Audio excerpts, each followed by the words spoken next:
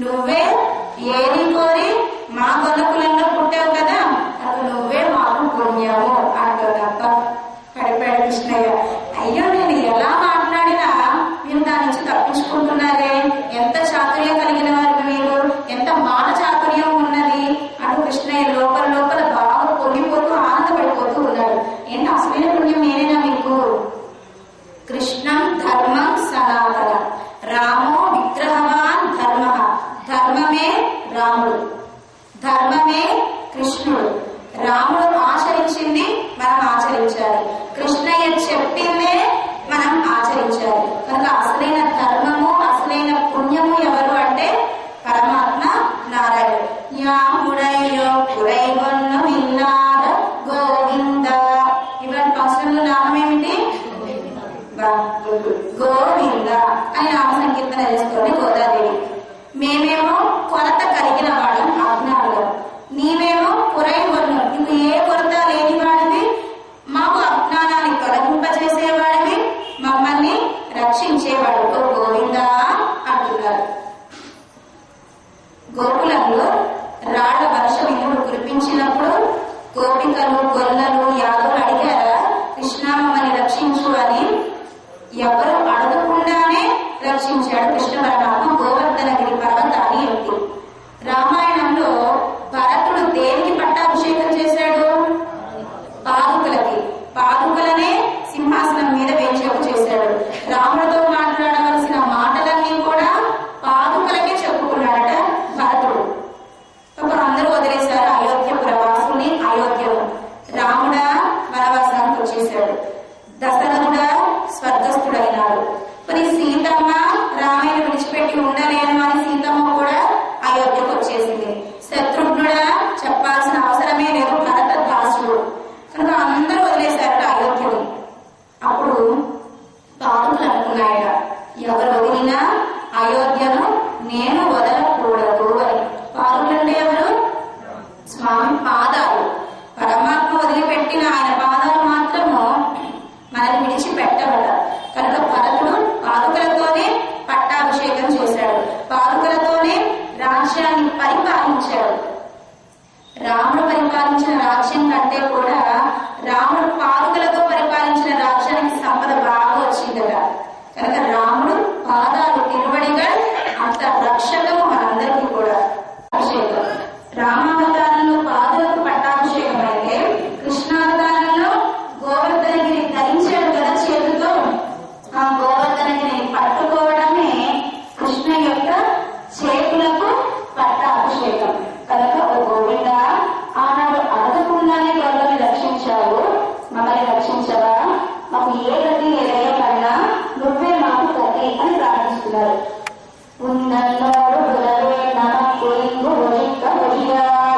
కృష్ణయ్య అన్నాడట, మమ్మల్ని రక్షించాలి అంటే మీకు నాకు సంబంధం ఏమిటి అన్నాడట కృష్ణయ్య. ఏమన్నాడు? ఉందన్నోడు ఉడవే నాకు ఇంకో వశిక వశియాడు. నీది మాది సంబంధం ఇప్పటికీ కాదయ్యా, ఆత్మ పరమాత్మ సంబంధం అనాది.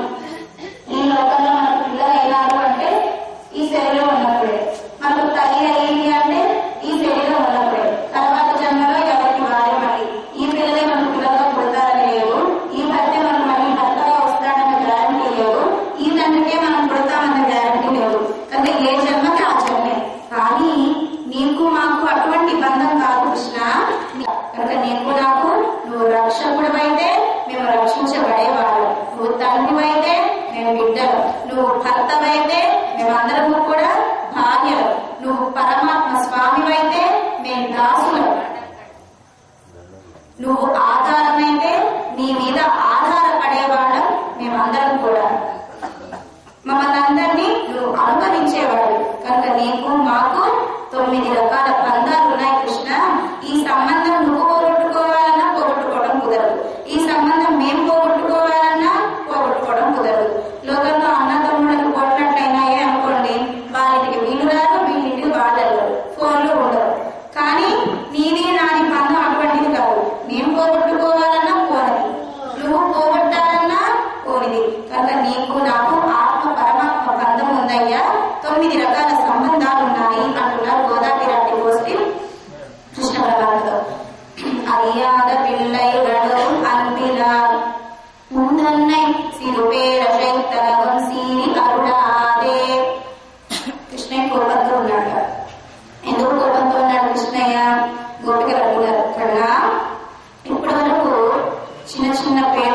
పిలిచామయ్యా, నువ్వేం బాధపడకు, కోపగించుకోకు అంటున్నారు గోదావరి గోష్ఠి కృష్ణ పరమాత్మతో.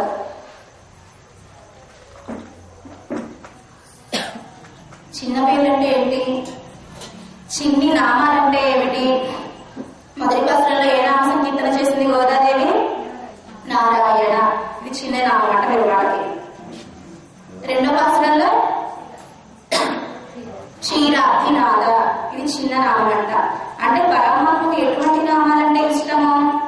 కష్టపడి సంపాదించుకున్న నామం అంటే ఇష్టం అంట.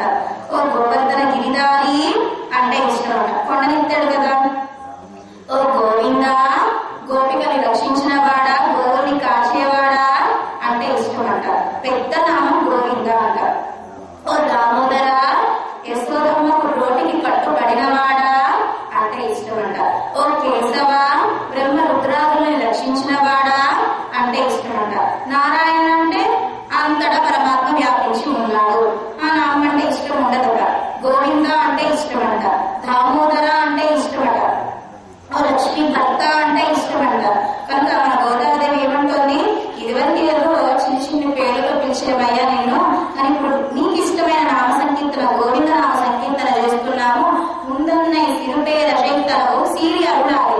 కనుక నారాయణ, క్షీరాబ్ధినాథ, గుణకళంద అని పిలిచాం కదా, కనుక కోపగించుకోగయ్యా. ఇదైవా నీతారాయ్ పరయ్యేలో రెంబావాయ్. కనుక మా కోరికలను తీర్చవా, మేము అడిగిన కోరికను తీర్చవలసిందిగా ప్రార్థన అంటూ ఇవాటి పాసులలో మన గోదాదేవి నైత్యం తక్కువ ధనాన్ని చెప్పుకుంటూ స్వామికి కృష్ణయ్యకు శరణాగతి చేసింది.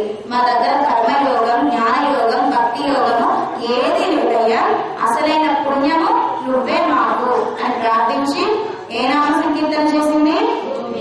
గట్టిగా, ఇంకా గట్టిగా అని గోవింద నామ సంకీర్తన చేశారు ఇవాటి పాసులలో మన గోదాదేవి. ఒకసారి పాసులు సేవిద్దాం. శ్రీమతే రామానుజాయ నమః.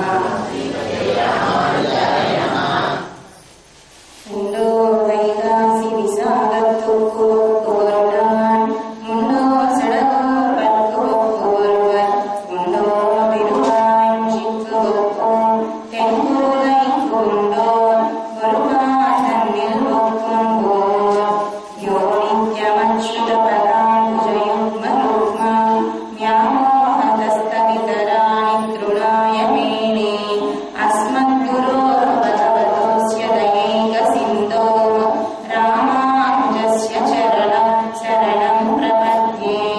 శ్రీశైలేశ దయాపాత్రం ధీభక్త్యాదిగుణార్ణవం యతీంద్ర ప్రవణం వందే రమ్యజామాతరం మునిం.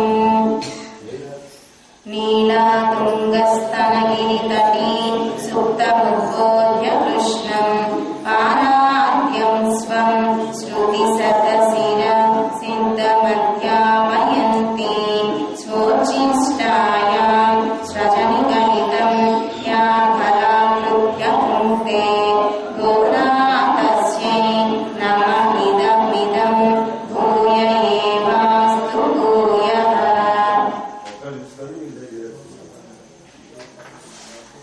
అస్మదాచార్యునికి తిరువడిందాలను దర్శనం చేసుకుంటూ అడిగిన ఉపకారకాచార్యులైన ఎనగవరపు రామాచార్య స్వామి వారికి, వేలుపూడి కృష్ణ స్వామి వారి దివ్య తిరువడిందాలను దర్శనం చేసుకుంటూ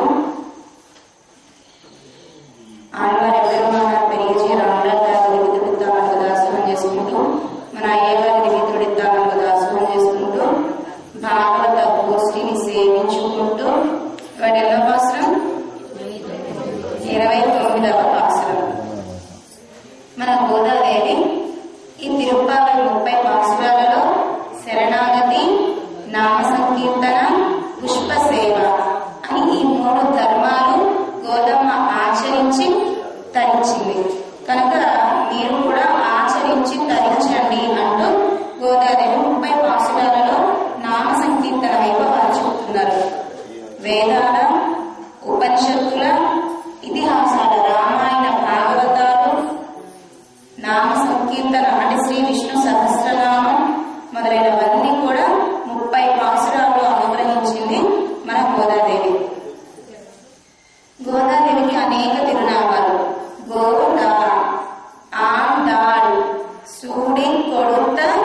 నాచ్యార్ అంటే ఏంటి? సుడి కొడుత నాచ్యార్ అమ్మ ధరించిన పుష్ప మాలికలను స్వామికి సమర్పించింది కనుక సుడి కొడుత నాచ్యార్ అని అమ్మకు తిరునామం.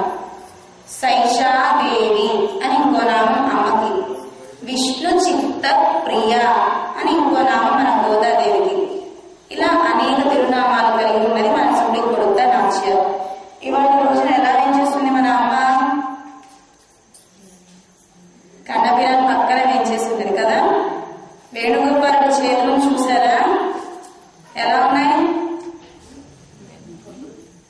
ఎలా ఉన్నాయి గోపాలుడి చేతులు? చతుర్భుజాల ద్విభుజుడా అంటే 2 భుజాలు ఉన్నాయా 4 భుజాలు ఉన్నాయా కృష్ణయ్యకి? ఇవాళ 4 2 4 2 4 2 2 ఉన్నాయా? షూరా? 4 భుజాలతో వేయించేస్తున్నాడు ఇవాళ మన కృష్ణయ్య.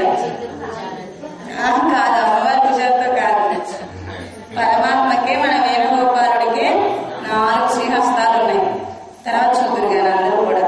ఒక శ్రీహస్తాన రుక్మిణీదేవిని పట్టుకున్నాడు, ఇంకో చేతితో సత్యభామను పట్టుకున్నాడు, పక్కన మన గోదమ్మ ఉన్నది. తర్వాత చూడండి అందరూ కూడా. ఇలాగే మనకు తిరువల్లికేణిలో నరసింహస్వామి బ్రహ్మోత్సవాలలో ఒకరోజు ఈ అలంకారం. కనుక మనం తిరువల్లికేణి వెళ్ళి ఆ బ్రహ్మోత్సవాలని ఆ వైభవాన్ని చూడలేం కనుక మన అయ్యగారు ఇక్కడికి అలంకారాన్ని తీసుకొచ్చారు. కనుక రుక్మిణీదేవి విరాటి మీద ఒక శ్రీహస్తము, సత్యభామ మీద ఒక చెయ్యి పట్టుకుని చక్కగా అందంగా కూర్చుని ఉన్నాడు. ఒక శ్రీహస్తంతో ఆహ్వాన హస్తం అంటే రండి రండి రండి అంటూ అందరినీ ఆహ్వానిస్తూ ఉన్నాడు. ఇంకో శ్రీహస్తంతో కృష్ణయ్యకు ఇష్టమైన వేణువుని ధరించి ఉన్నాడు. కనుక ఇవాటి రోజున సాత్తుకాసురం అంటారు. రోజు పూజ చేస్తారు కదా అందరూ కూడా. తిరువారాధన అంటారు. తిరువారాధన ఆరాధన. ఆ ఆరాధన ఎటువంటిది? విలక్షణమైన పూజ అని పేరు తిరువారాధన అంటే. తిరువారాధనలో అంటే పూజ చేసేటప్పుడు మనం ఎన్ని అష్టోత్తరాలు చదివినా, అందరి రోజు లక్ష్మీ అష్టోత్తరం, కృష్ణ అష్టోత్తరం, రామ అష్టోత్తరం, గోదా అష్టోత్తరం, చాలా అష్టోత్తరాలు చదువుతారు రోజు కూడా. ఎన్ని అష్టోత్తరాలు చదివినా, రామాయణం పూజలో చదివినా అంటే సంక్షిప్త రామాయణం ఉంది కదా అది చదివినా, భగవద్గీత చదివినా, శ్రీ విష్ణు సహస్రనామం చదివినా పూర్తి కాదు. వేదము చదివినా పూర్తి కాదు పూజ చేసే సమయంలో. మరి ఎప్పుడుతో పూర్తి తిరువారాధన పూజ? తిరుప్పావై చిట్ట చివరి 29, 30 ఈ 2 పాసురాలు మనం చేసే పూజ దగ్గర చదివితేనే ఆ పూజకు పరిసమాప్తి ఏర్పడుతుంది. మనకు 24 దివ్య ప్రబంధాలు ఉన్నాయి కదా. 10 ఆళ్వార్లు అనుగ్రహించిన ప్రబంధాలు ఎన్ని?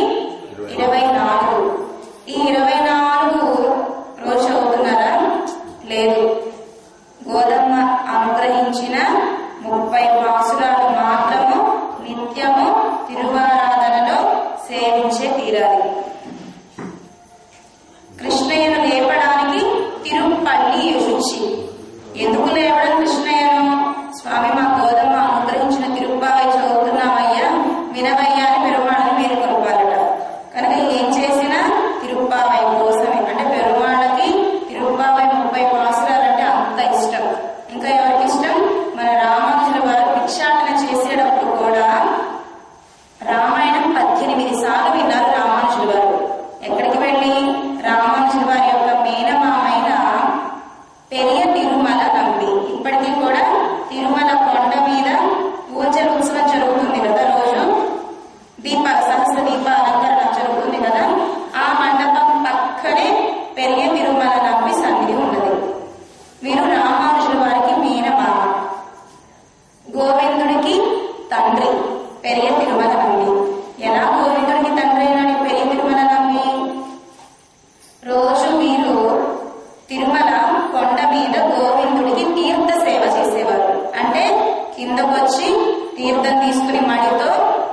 నామ సంకీర్తన విరూపాయి సేవిస్తూ కొండ మీదకెక్కి గోవిందుడికి తీర్థాన్ని అంటే తిరువారాధన పూజ చేసేటప్పుడు తీర్థం కావాలి, తిరుమంజనం చేసేటప్పుడు తీర్థం కావాలి కనుక పెరుమాళకు ఏ సందర్భంలో తీర్థం కావాలో ఆ తీర్థాన్ని కిందకొచ్చి మళ్ళీ తీర్థం తీసుకుని పైకి వెళ్ళేవారట. ఇలా తిరుమల కొండ రోజుకి ఎన్నోసార్లు ఎక్కి దిగేవారట. పెద్దవారైనారు. మనం ఒక్కసారి కొండెక్కి దిగేసరికి మన ప్రాణం అయిపోతుంది కదా. కానీ పెరి తిరుమల నమ్మి పెద్దవారు అయ్యింది కూడా ఇలా తీర్థ కైంకర్య చేసేవారట. గోవిందుడికి బాధ పెంచిందట, నా గురించి పెరి తిరుమల నమ్మి గారు ఇంత శ్రమ పడుతున్నారే అని. మనమేమనుకుంటాం, రోజు నేను తీర్థ మీద ఇంత తీర్థం తీసుకుంటున్నా, పైనుంచి కింద దిగుతున్నా, గోవింద నన్ను అనుగ్రహించట్లేదు అనుకుంటాం మనం. కానీ పెరి తిరుమల నమ్మి గారు ప్రేమగా చేస్తున్నారు ఈ సేవని. గోవిందుడు చూసి పెరి తిరుమల నమ్మి గారిని ఇంకా ఇలా బాధ పెట్టకూడదు, వీరిని ఎలా అయినా కొండ దిగకుండా కొండ మీద తీర్థం ఉండేలా చెయ్యాలి. మనం మామూలుగా ఏ లగేజీ లేకుండా కొండకి దిగుతేనే చాలా కష్టం అనిపిస్తోంది. అందులో ఈ పెరి తిరుమల నమ్మి గారు తీర్థకు బిందుతో ఎక్కుతారట. ఎంత కష్టం. బోయవాడిలా వచ్చారట గోవిందుడు ఎక్కడికి, పెరి తిరుమల నమ్మి గారి దగ్గరికి. వీరు చక్కగా మడితో ఆచారంతో ఆ తీర్థాన్ని తీసుకుని ఆ కుండతో పైకెక్కబోతున్నారు. ఇందులో బోయవాడు వచ్చి, తాత తాత నాకు దాహంగా ఉంది, మంచినీళ్ళు అలసిపోయాము అన్నట్ట. ఆ బోయవాడు, లేదు నేను మడితో ఉన్నాను, గోవిందుడికి తీర్థాన్ని తీసుకెళ్తున్నాను, మళ్ళీ నీకు నీళ్ళు ఇచ్చానే అనుకో, మళ్ళీ నేను స్నానం చేసి ఆ కుండను కడుక్కుని మళ్ళీ తీర్థాన్ని తీసుకుని చాలా దూరం ఎక్కాలి, ఈలోపు పూజ అయిపోతుంది కనుక పూజ సమయానికి తీర్థాన్ని నేను కొండ మీదకు చేర్చాలి అని చెప్పారట పెరి తిరుమల నమ్మి గారు. పోయేవాడు, లేదు తాత నాకు బాగా దాహంగా ఉంది, దాహం వేస్తే నాకు నీళ్ళు ఇవ్వవా, నాకు ఇవ్వు అని. లేదు అంటూ కొంచెం కోప్పడతారు ఆ పోయేవాడి మీద పెరి తిరుమల నమ్మి. సరే నామ సంకీర్తన చేస్తూ ముందుకు నడుస్తూ వెళుతూ ఉంటారు పెరి తిరుమల నమ్మి. ఇందులో పోయేవాడు ఏం చేస్తాడు అంటే, ఒక రాయితో కుండకి బెజ్జం పెట్టి ఆ బెజ్జంతో కన్నం ఉంటుంది కదా, ఆ కన్నం నుంచి నీళ్లు వచ్చేస్తాయి కదా, ఆ తీర్థాన్ని దోశలతో పట్టుకుని తాగేస్తూ ఉన్నాడు పోయేవాడు. బరువు కుండల్లా ఎలా అయిపోతుంది, తేలిక పడిపోతుంది. ఇదేంటి కొండ తేలికైపోతుంది ఏంటి అని చూస్తున్నారు పెరి తిరుమల. చూస్తే కొండకి బెజ్జం ఉంది, నీళ్ళన్నీ కాలిపోతున్నాయి, ఇంకా వెనకాల పోయేవాడు తీర్థాన్ని తాగుతూ ఉన్నాడు. అప్పుడు పెరి తిరుమల నమ్మి గారికి కొంచెం బాధ కలిగి, ఏరా నేను మళ్ళీ స్నానం చేసి మళ్ళీ కుండ గడుక్కుని మళ్ళీ బయట తీసుకువెళ్లాలని చెప్పాను కదా, కనుక తిరువారాధనకి ఆలస్యం అయిపోతుంది గోవిందుడికి, నువ్వు చక్కగా నువ్వు ఆరోగ్యంతోనే ఉన్నావు కదా, వెళ్ళి నదిలోకి వెళ్ళి తాగవచ్చును కదా అని కొంచెం బాధపడ్డారు. ఆ పెరి తిరుమల నమ్మి గారి యొక్క బాధను తీర్చడానికి పోయేవాడు, తాత నువ్వు బాధపడుతున్నావు కదా, ఇంకా ఇటువంటి బాధపడాల్సిన అవసరం నీకుండదు అంటూ ధనస్సును తీసుకుని పెద్ద కొండ మధ్యలో బాణ ప్రయోగం చేశాడు. వెంటనే ఆ రెండు కొండలు విడిపోయి పెద్ద ధార వచ్చిందట. అదే ఆకాశ గంగ. ఇప్పటికీ కూడా మనకు గోవిందుడికి ఆకాశ గంగ నుంచి తీర్థం వెళుతుంది. పెద్దలందరూ ఇప్పటికీ పెరియ తిరుమల నమ్మి వంశస్థులే మన గోవిందుడికి తీర్థాన్ని తీసుకువెళుతూ ఉన్నారు. ఇలా గోవిందుడు తానే దిగి వచ్చి పెరియ తిరుమల నమ్మి గారిని శ్రమ చూడలేకుండా కొండ నుంచి తీర్థాన్ని రప్పించాడు గోవిందుడు. ఏమని పిలిచాడు పెరియ తిరుమల నమ్మి గారిని గోవిందుడు? తాత. సంస్కృతంలో తాత అంటే నాన్న అని అర్థం.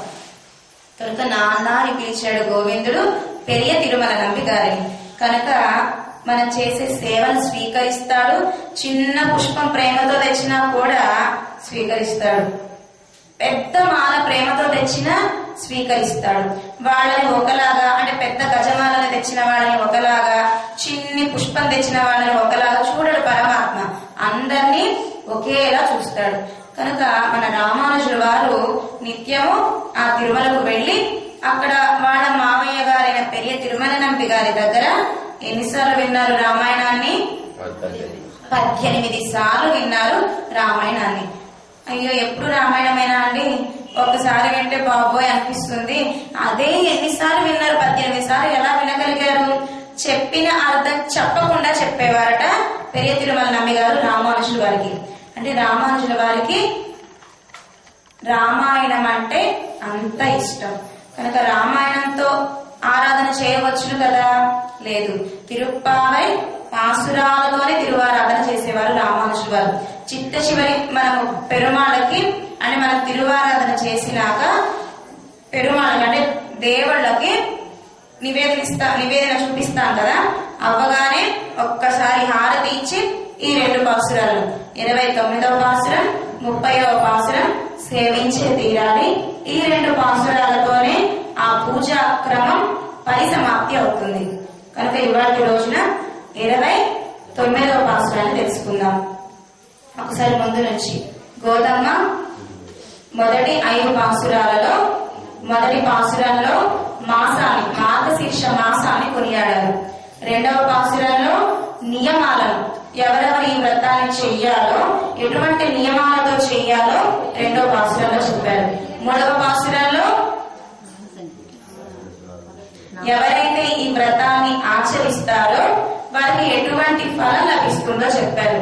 ఈ వ్రతాన్ని ఆచరిస్తే దేశము సుభిక్షంగా ఉంటుంది, ఆ కుటుంబము ఆనందంగా సుభిక్షంగా ఉంటుంది అని ఫలశ్రుతిని చెప్పారు 3వ పాసురంలో. 4వ పాసురంలో పర్జన్యుడిని శాసించింది, బుజ్జగించింది, వర్షాన్ని కురవమని. 5వ పాసురంలో ఎవరైతే ఈ వ్రతాన్ని చేస్తారో వాళ్ళకి ఆటంకాలు లేకుండా నామ సంకీర్తన చేస్తే ఆటంకాలన్నీ తొలగిపోతాయి అంటూ 5వ పాసురంలో నామ సంకీర్తన వైభవాన్ని చెప్పారు. 6వ పాసురం నుంచి 15వ పాసురం వరకు నేరుగా స్వామి దగ్గరకు వెళ్లకుండా భక్తుల పురుషకారంగానే స్వామి దగ్గరకు వెళ్ళాలి. భక్తులు అంటే గోపికలు, 10 మంది గోపికలు అంటే 5 లక్షల మంది గోపికలతో మన గోదమ్మ నందుడి ఇంటికి వచ్చారు. ఇంటికి వచ్చి 16వ పాసురంలో నందగోపుడి ఇంటి కాపలా కాచే క్షేత్ర పాలకులను ద్వార పాలకుల యొక్క అనుమతి తీసుకున్నారు. మనం పూజ చేసేటప్పుడు ముందు దీపం వెలిగించి 3 సార్లు చప్పట్లు చరిచి తలుపులు తీస్తూ ఈ నాయక పాసురం 16వ పాసురం చదవాలి.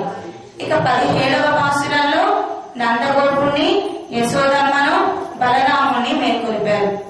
18, 19, 20 3 పాసురాలలో నీలాదేవిని నప్పిన్న పిరాటిని మేల్కొలిపారు. 21 నందగోపుడి గోవుల సమృద్ధి గురించి చెప్పారు గోదాదేవి. 22 మేము ఎలా అయితే రాజులు ఎలా అయితే తమ యొక్క అహంకారాన్ని తొలగించుకుని నీ పాదాల దగ్గరకు వచ్చి చేరారో కృష్ణ, మేము కూడా మా స్త్రీత్వాన్ని, అహంకారం, అభిమానాన్ని పోగొట్టుకుని నీ పాదాల దగ్గర వచ్చి చేరాము అన్నారు. ఎన్నో పాసురం? 22వ పాసురం. ఇక 23వ పాసురంలో మంచం మీద పడుకుని ఉన్న కృష్ణయ్యను అందంగా నడిచి వచ్చి సింహాసనం మీద కూర్చోమన్నారు. గోదమ్మ చెప్పగానే అందంగా నడిచి వచ్చి సింహాసనం మీద కూర్చున్నాడు కృష్ణ పరమాత్మ. అదేవిధంగా శ్రీరంగంలో తిరువరంగ పెరుమాళ్ అరయ్యర్ అని ఒక అరయ్యర్ స్వామి ఉన్నారు. ఒక 4 శిష్యులు బయటకు నుంచి చాలా దూరం నుంచి వచ్చారట రంగనాథుడి యొక్క వయ్యారి నడకలను సేవించడానికి. ఎలా నడుస్తాడని చెప్పుకున్నాం రంగనాథుడు?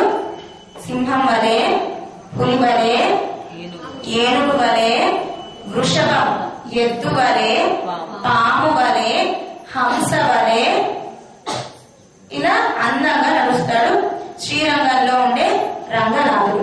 ఆ వయ్యారి నడకలను సేవించడం కోసమే వెళ్ళారట ఎవరు? ఒక 4 భక్తులు. కానీ వీరు వచ్చేసరికి ఉత్సవం అయిపోయిందట. వీరు బాధపడిపోతూ ఉన్నారు. మనమేమనుకుంటాం, ఉత్సవం అయిపోతే అయ్యో ఉత్సవం అయిపోయిందే అనుకుంటాం అంతే. కొంచెం ఆలయం బయటికి రాగానే మొత్తం మర్చిపోతాం. కానీ ఆ 4 శిష్యులు లోపలే ఉండి బాధపడుతున్నారట, విపరీతంగా ఏడుస్తున్నారట. మేము బ్రతికున్నది దేనికి? రంగనాథుడి నడకలు మేము సేవించలేదు అంటూ విపరీతంగా బాధపడుతూ ఉంటే ఈ అరయ్య స్వామి చూడలేక వాళ్ళ బాధను నేరుగా రంగనాథుడి దగ్గరకు వెళ్ళి, ఓ రంగనాథ, ఉత్సవాలు ఎక్కువ నమ్మిన వాళ్ళే ఇవి చాలా బాధపడుతున్నారు, ఒక్కసారి నీ నడక సౌందర్యాన్ని చూపించవా అని ప్రార్థించారట తిరువరంగ పెరుమాళ్ అరయ్యర్. ఉత్సవాలు అంటే మనం మాట్లాడితే పరమాత్మ వింటాడా? తప్పకుండా వింటాడు. ఈ తిరువరంగ పెరుమాళ్ అరయ్యర్ ప్రార్థించారు. ప్రార్థించారు. విగ్రహం దగ్గరకు వచ్చి, ఓ రంగనాథ, ఓ నంబెరుమాళే, ఒక్కసారి నడిపించి వాళ్ళకు చూపించవా అనగానే వెంటనే చక్కగా కొంచెం దూరం వయ్యారంగా నడిచి వాళ్ళ దగ్గరకు వచ్చి, చాలా ఇంకొంచెం నడవనా అన్నట్టు రంగనాథుడు. నంబెరుమాళ్ అంటే అంతగా భక్తులకు సులభుడు కనుక మన గోదమ్మ ప్రార్థించగానే చక్కగా మంచం మీద నుంచి లేచి ఇప్పటి వరకు మంచం మీద పడుకున్న సౌందర్యాన్ని సేవించింది గోద. ఇప్పుడు నడక సౌందర్యాన్ని సేవించాలనుకుంటోంది. అందంగా నడిచి వచ్చి సింహాసనం మీద కూర్చున్నాడు. 23వ పాసురంలో. 24వ పాసురంలో అందంగా నడిచిన స్వామి యొక్క పాదాలను సేవించి అయ్యో కందిపోయినాయే అంటూ ఎప్పుడో జరిగిన వాటికి కూడా ఇప్పుడు అన్ను ఇవ్వలుగా మడందాయి. ఆనాడు లోకానంతా కొలిచి అలసిపోయేవా కృష్ణ, అందుకే పాదాలు ఎర్రగా అయిపోయినాయా, ఇప్పుడు మంగళాశాసనం చేస్తున్నాం అంటూ హారతి మంగళాశాసనం చేశారు. 24వ పాసురంలో కృష్ణయ్య ఆపాదమస్తకాన్ని చూడగానే, కృష్ణయ్య సౌలభ్య గుణం చూడగానే, సౌలభ్యము అంటే చెప్పిన మాట వినేవాడు కృష్ణుడు. గోదమ్మ చెప్పగానే నడిచి వచ్చి కూర్చున్నాడు కాబట్టి సౌలభ్యం. ఆ కృష్ణ సౌలభ్యం చూడగానే కృష్ణ యొక్క జననం గుర్తుకు వచ్చింది. వెంటనే వృత్తి మగనాయి తీరందు అంటూ కృష్ణయ్య పుట్టాడు అంటూ కృష్ణ జన్మాష్టమి వైభవం చెప్పారు 25వ పాసురంలో. ఇక మీకు ఏం కావాలి అని అడిగితే 26వ పాసురంలో పోల్వన సంగంగల్ పరై అంటే శంఖము, పరై అన్న వాయిద్యము, కుత్తు విళక్కు దీపము అంటే నీలాదేవి, గరుడాళ్వార్, ఆదిశేషుడు, నమ్మాళ్వారని ప్రార్థించారు గోదాదేవి 26వ పాసురంలో. 27వ పాసురంలో నీరాటం తర్వాత పాసురాలు అంటే ఆభరణాలు, అందమైన పట్టు వస్త్రము, ఇంకా అక్కారడిసిల్ పాయసం, ఇలా ప్రార్థించారు గోదాదేవి 27వ పాసురంలో. ఇక 28 నిన్నటి రోజున మీరు ఇన్ని కోరికలు కోరుతున్నారు, మీరేమైనా చేశారా, మీకేమైనా పుణ్యం ఉన్నదా, ఉంటే ఏ పుణ్యం ఉన్నది అని అడిగాడు. మాకే పుణ్యము లేదయ్యా, మాకేమీ తెలియదు, కర్మయోగం మేము చేయలేదు, జ్ఞానయోగం చెయ్యలేదు, భక్తి యోగం చెయ్యలేదు, కనుక మాకేమీ తెలియదు. మరి మీకేం తెలుసు? గోవుల వెనకాల వెళ్ళడం తెలుసు, గోవుల్ని మేపడం తెలుసు, గోవులు నుంచుని తింటాయి, మేము అలాగే నుంచుని తింటాము. గోవులకి ఎలాగో ఎంగిళ్ళు అనేది లేదు, మాకు ఎంగిలి అనేది లేదు. గోవులు ఎలా నుంచుని తింటాయో మేము నుంచుని అలాగే చట్టి అన్నం తినేవాళ్ళం. అయితే మీకు ఏ పుణ్యం లేదా అని అడిగాడు కృష్ణుడు. ఉందయ్యా, మేం చేసుకున్న పుణ్యం లేదు, నువ్వే ఏరి కోరి మా గొల్ల కులంలో పుట్టావు కదా, నువ్వే మాకు అసలైన పుణ్యం. కర్మయోగం, జ్ఞానయోగం, భక్తి యోగం బాగా ఎవరు ఆచరించారు అంటే, కర్మయోగం ఆచరించిన వాడు త్రేతాయుగంలో ఉండే జనక చక్రవర్తి. కర్మయోగాన్ని బాగా ఆచరించేవారు జనక చక్రవర్తి. జ్ఞానయోగాన్ని ఆచరించిన వారు జడ భరతుడు. చేసుకోవడం కుదరట్లేదట ఈ జడ భరతుడికి. అందుకనే ఇంటిని, భార్య, బిడ్డల్ని విడిచిపెట్టేసి జడ భరతుడు అడవికి వెళ్ళాడు. అడవికి వెళ్లి అడవిలో తపస్సు చేస్తూ ఉన్నాడు. తపస్సు కుదరలేదు. ఏం చేశాడు? నీళ్ళల్లో మునిగి తపస్సు చేస్తూ ఉన్నాడు. నీళ్ళల్లో తపస్సు చేస్తూ ఉంటే అందమైన చేపలు కనిపించినాయట. ఎలా ఉన్నాయి ఆ చేపలు? చక్కగా తల్లి చేపతో బిడ్డ చేపలు వెనకాలే వెళుతూ తల్లి చేపతో బిడ్డ చేపలు ఆడుకుంటూ ఉన్నాయట. మనసు ఎక్కడికి వెళ్ళింది జడభరతుడిది? అయ్యో, నా పిల్లల్ని వదిలేసి వచ్చానే, సంసారం ఇంత అందంగా ఉంటుందని ఇప్పుడు నాకు తెలిసింది అని బాధపడ్డట చేపల్ని చూసి. అయ్యో, ఇంకా ఇలా కాదు అని బయటకు వచ్చి తపస్సు చేశాడు. అంటే ఇష్టం కుదరట్లేదు జడభరతుడికి. బయటకు వచ్చి తపస్సు చేస్తూ ఉంటే అడవిలో కదా ఒక లేడీ, గర్భిణీ లేడీ వెనకాల సింహం తరుముకు వస్తూ ఉంది. ఆ సింహం నుంచి తప్పించుకోవడానికి ఈ తల్లి లేడీ ఏం చేస్తుంది? గర్భిణీ లేడీ పైతో పరిగెడుతూ ఉంది. ఆ పరిగెడుతూ ఉంటే రక్తస్రావం అయ్యి చిన్న లేడీ పిల్ల కింద పడిపోయింది. తల్లి పరిగెడుతూ వెళ్ళిపోయింది.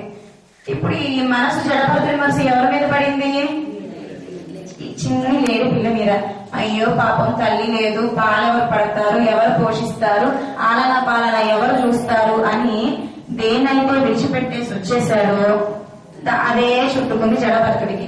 ఇంకా ఆ చిన్ని లేడీని చూసి మురిసిపోతూ అది పరిగెడుతూ గంతులేస్తూ ఉంటే జడభరతుడు మురిసిపోతూ ఉన్నాడు. చిన్న పిల్లలు అడుగులు వేసి వచ్చి కానీ మాటలు మాట్లాడుతుంటే ఎవరు ఆనందపడతారు? తల్లిదండ్రులు ఆనందపడతారు కదా. ఆ లేడి గెంతుతూ ఉంటే, చక్క నవ్వుతూ ఉంటే, పరిగెడుతూ ఉంటే, గడ్డి కొరుకుతూ ఉంటే ఎవరు ఆనందపడుతున్నారు? జడభరతుడు ఆనందపడుతూ ఉన్నారు.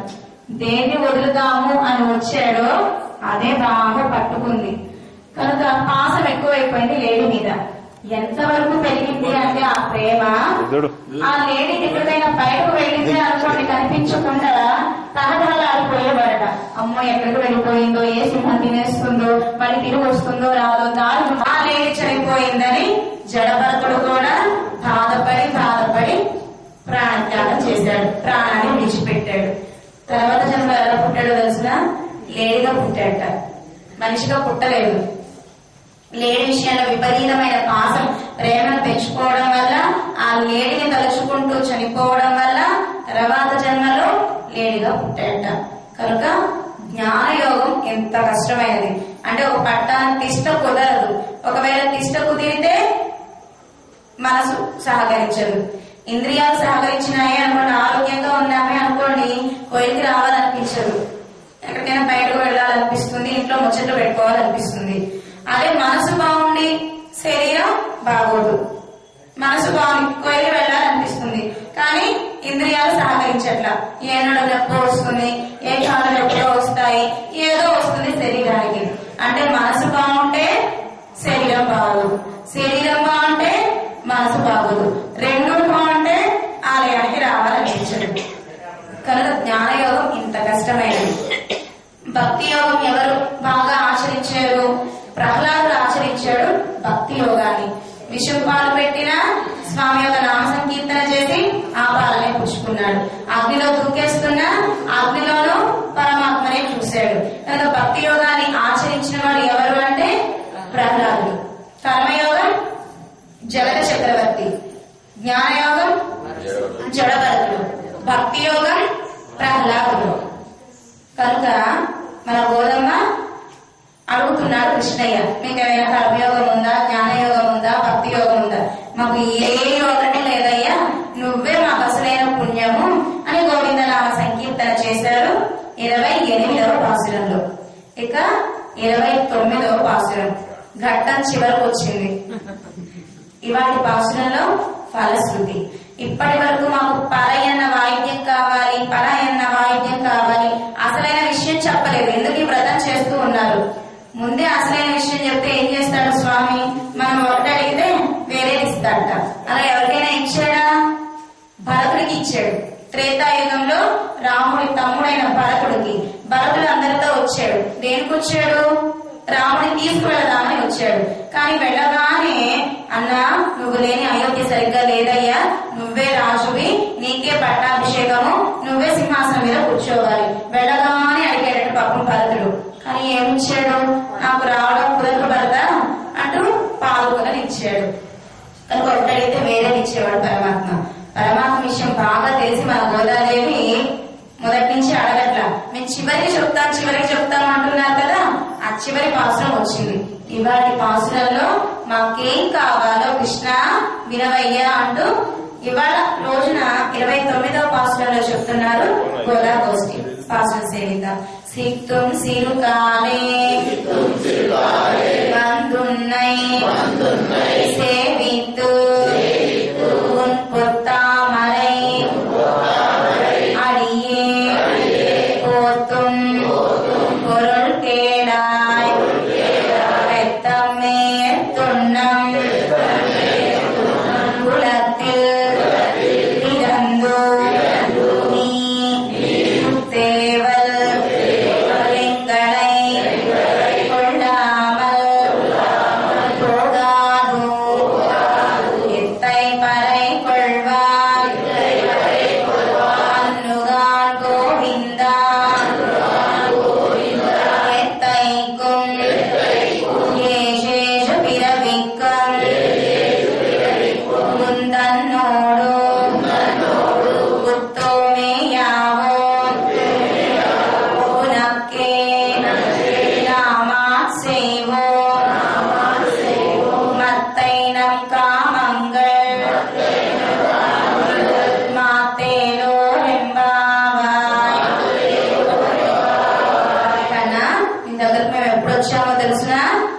వచ్చారు?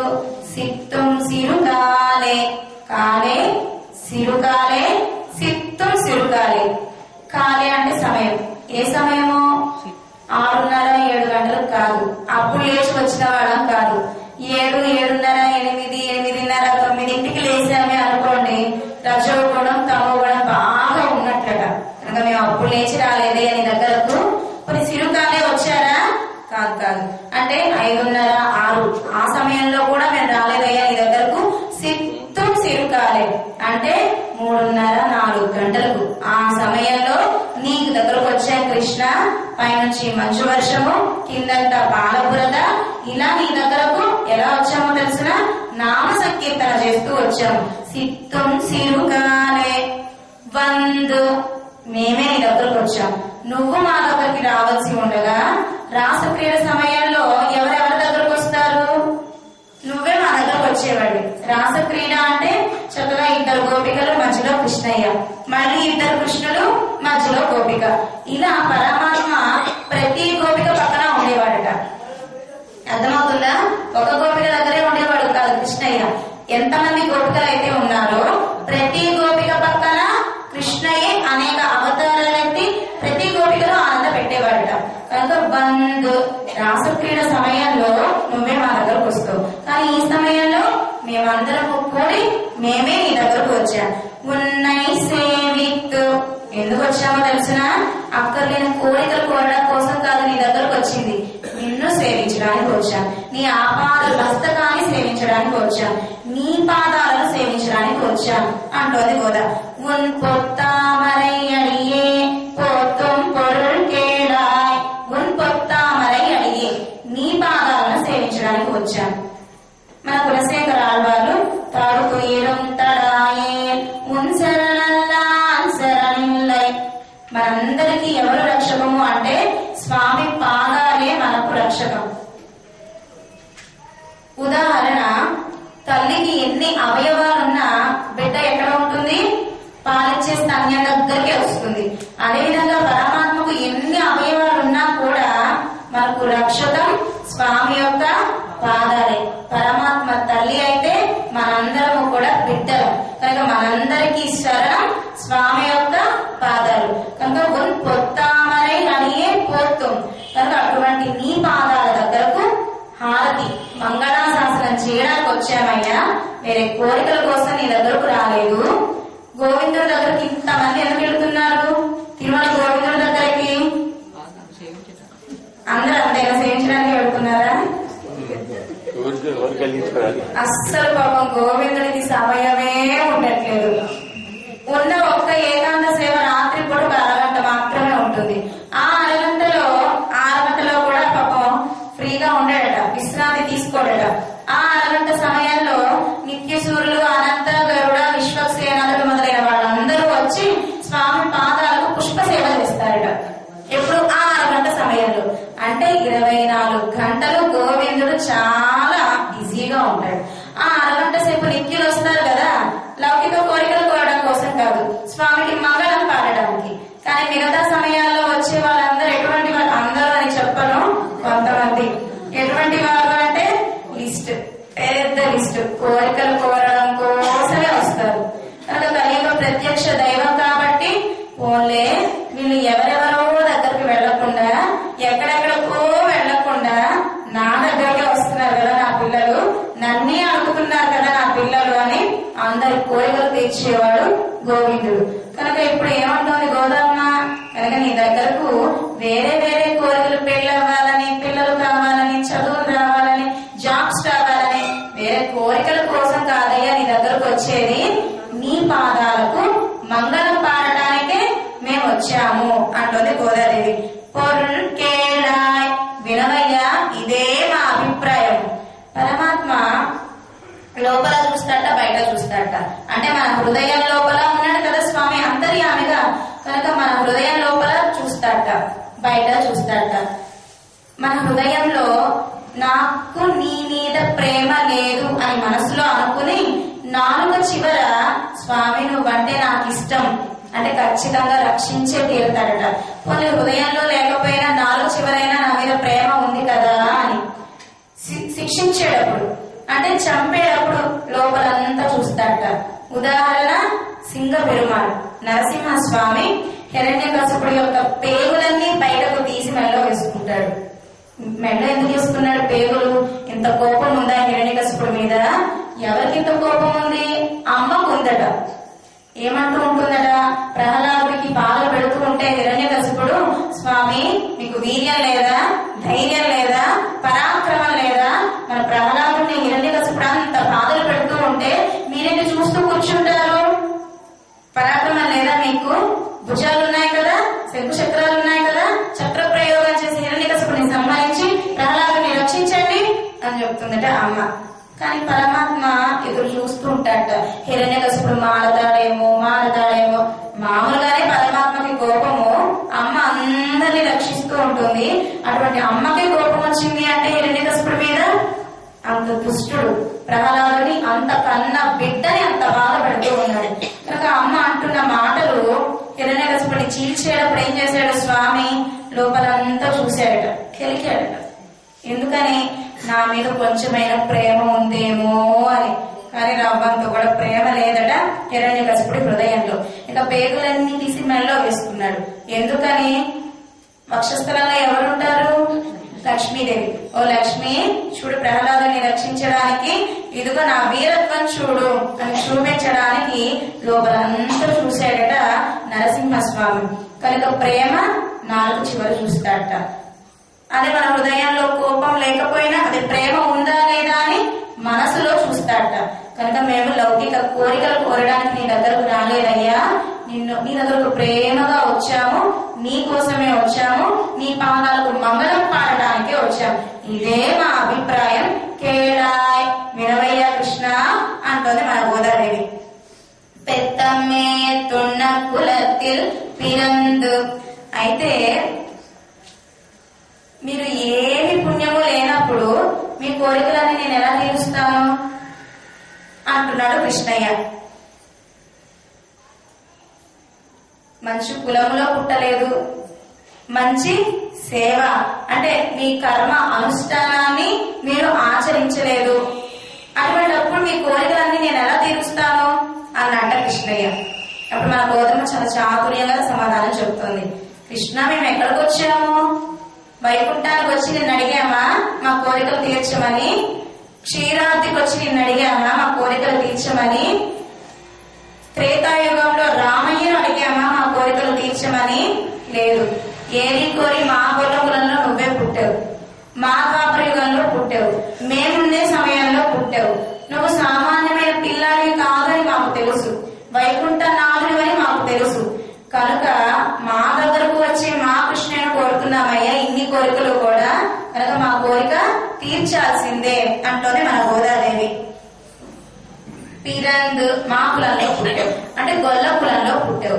పరమాత్మ అన్ని వర్ణాలలో అవతరించాడు. ఆళ్వారాలు ఎలా అయితే అన్ని వర్ణాలలో అవతరింప చేశాడో పరమాత్మ కూడా అన్ని వర్ణాలలో అవతరించాడు. బ్రాహ్మణ, క్షత్రియ, వైశ్య.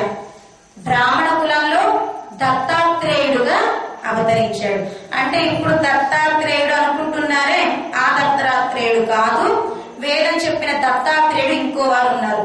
కనుక బ్రాహ్మణ కులంలో పరమాత్మ దత్తాత్రేయుడుగా అవతరించాడు. తర్వాత ఏ కులం? ఏ వర్ణం? క్షత్రియ వర్ణం. ఈ క్షత్రియ వర్ణంలో ఎవరు అవతరించారు? త్రేతాయుగంలో మన రాముడు అవతరించాడు. ఇక వైశ్య కులంలో మన కృష్ణుడు అవతరించాడు. మనం ఎవరినైతే గొల్లలము అనుకుంటున్నామో వారు మామూలు గొల్లలు కాదు, హిందీ గొల్లలు. అంటే హిందీలో గొల్లల్ని వైశ్యులు అంటారు. కనుక కృష్ణయ్య వైశ్య కులంలో అవతరించాడు. మరి శూద్ర కులంలో ఎవరు అవతరించారండి? నమ్మాళ్ళకు.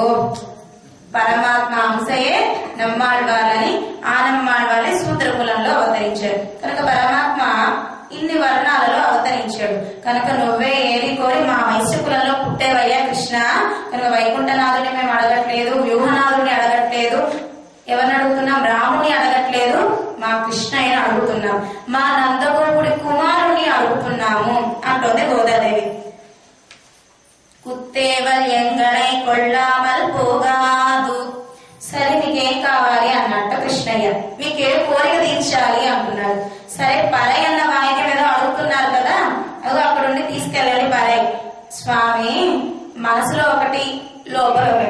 బయటకు మాత్రం పరయన వాక్యం అడుగుతున్నారు. కానీ పరయన వాక్యం ఇది కాదు, లోపల ఇంకో కోరిక ఉన్నది. ఉదాహరణ, రావణ సంహారం అయిపోయింది. రావణ సంహారం అయినాక రాముడు అందరిలో విభీషణ సీతమ్మను అలంకరింపచేసి తీసుకునిరా అని చెప్పాడు విభీషణుడితో రాముడు. అందరిలో ఉండి సీతమ్మ ఎలా ఉందో అలానే తీసుకునిరా చెప్పకూడదు కదా. కనుక చక్కగా సీతమ్మకు నీరాట ఉత్సవం జరిపించి పట్టు చీర కట్టించి ఆభరణాలన్నీ ధరించి అలంకరింపచేసి నా దగ్గరకు తీసుకునిరా విభీషణ అని చెప్పాడు రాముడు. కానీ బయట మాటే, లోపలేంటి? ఇప్పటి వరకు చిక్కి శల్యమైంది రామయ్యను విడిచిపెట్టి ఎన్ని రోజులు 10 మాసాలు స్నానం లేదు, 10 మాసాలు ఆహారం లేదు సీతమ్మకి. కనుక చిక్కి శల్యమే బాధతో ఉన్నది. రాముడు బాధతో ఉన్నాడు. అటువంటి శరీరాన్ని చూడాలనుకున్నాడు రాముడు. కానీ అందరూ అలా చెప్పలేడు కదా. బయటకు మాత్రం స్నానం చేయించి తీసుకుందా అని చెప్పాడు. సరే, విభీషణుడు అలాగే వెళ్లి సీతమ్మకు, అమ్మా నువ్వు నీరాడి అలంకారం చేసుకుని రామయ్య నిన్ను తీసుకుని రమ్మన్నాడు అని చెప్పాడు. విభీషణ రాముడు ఇలా చెప్పాడు. రాముడికి నన్ను ఈ స్థితిలోనే చూడాలనుకుంటాడు కనుక ఇలా చెప్పాడు. లేదమ్మా ఇది రామ ఆన అన్నాడు విభీషణుడు. సరే, మళ్ళీ ఇలా వెళ్ళకపోతే ఏమవుతుందో, రామయ్యకు కోపం వస్తుందేమో అని సీతమ్మ చక్కగా నీరాడి కేశాలు దువ్వుకుని, ఇప్పటి వరకు దువ్వుకోలేదు కేశాలు, చక్కగా దువ్వుకుని నీరాడి వస్త్రాలు కట్టుకుని ఆభరణాలు ధరించి రామయ్య దగ్గరకు పల్లకిలో తీసుకొస్తున్నారు. ఆ విభీషణుడు తరపు వాళ్ళందరూ కూడా పల్లకిలో తీసుకొస్తుంటే వానరులందరూ తోసుకుంటూ ఉన్నారు. ఇప్పటి వరకు రామయ్య తిండి తిప్పలు నిద్ర లేకుండా చిక్కి శల్యమయ్యాడు.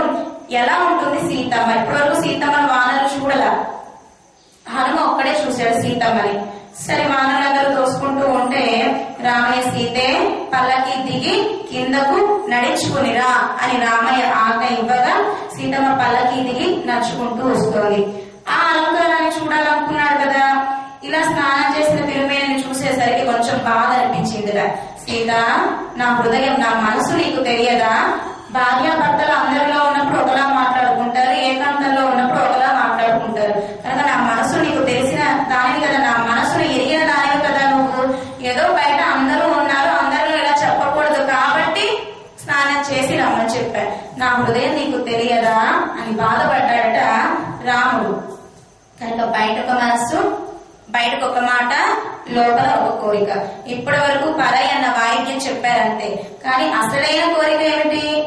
నీకు దగ్గరగా కుత్తేవల్ ఎంగళై కొళ్ళామల్ పోగాదు.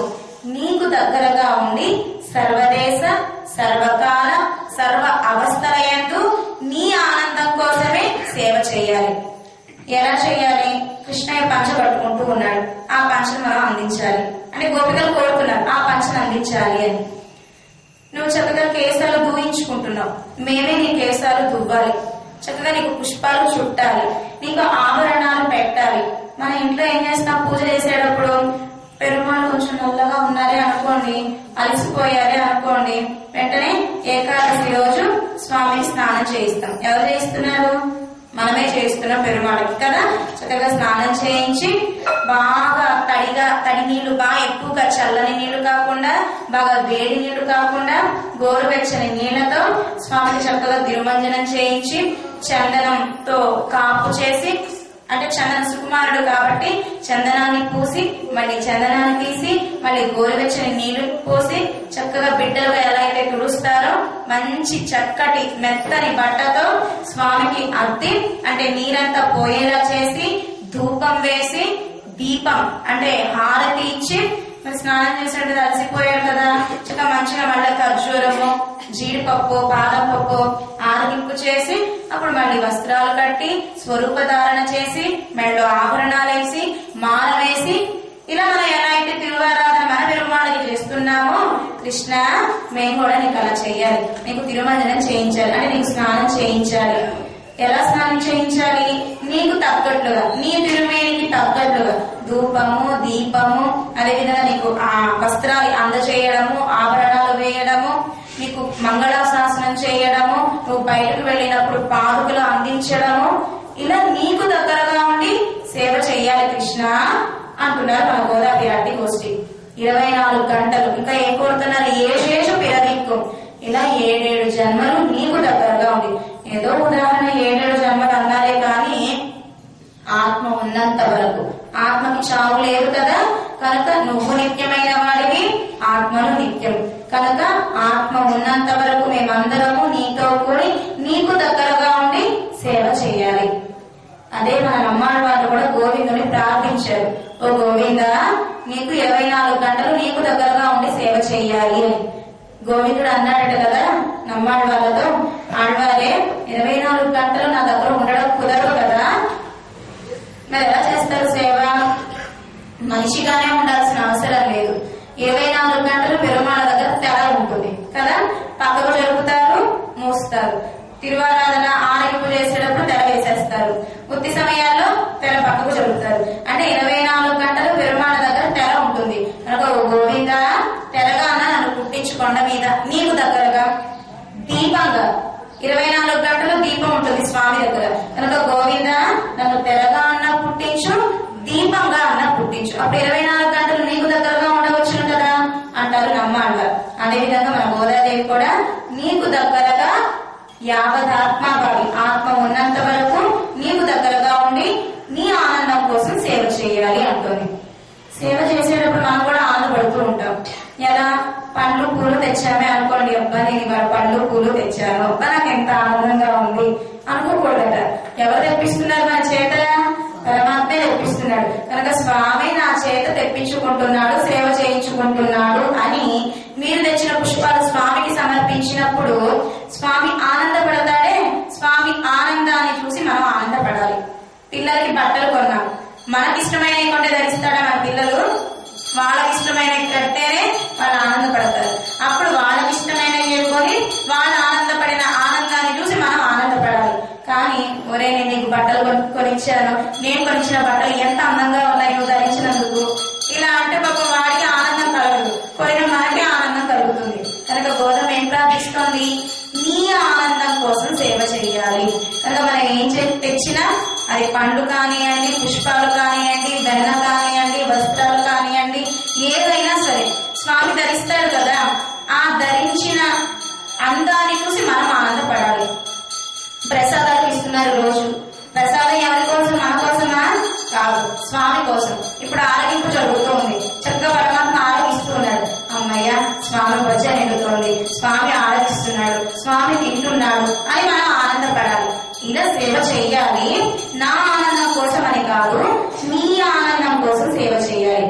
ఉదాహరణ కులశేఖర పెరుమాళ్ కురుగాయ్ పిరప్పేనే మీనాయ్ పిరప్పేనే పడియాయ్ కిడందు ఉన్ పవళవాయ్ కాంపేనే ఎంబెరుమాన్ పొన్మలై మేల్ ఏదేరు మావేనే. స్వామి నీకు దగ్గరగా ఉండి నీ అందం చూస్తూ నీ ఆనందాన్ని చూస్తూ ఉండేలా నన్ను అనుగ్రహించవా అంటారు. ఇప్పటికీ తిరుమలలో కులశేఖర పడి అంటారు, తెలుసా? కులశేఖర పడి అంటారు. తిరుమల కొండ మీద గోవిందుడి ప్రాకారంలో కులశేఖర పడి అంటారు.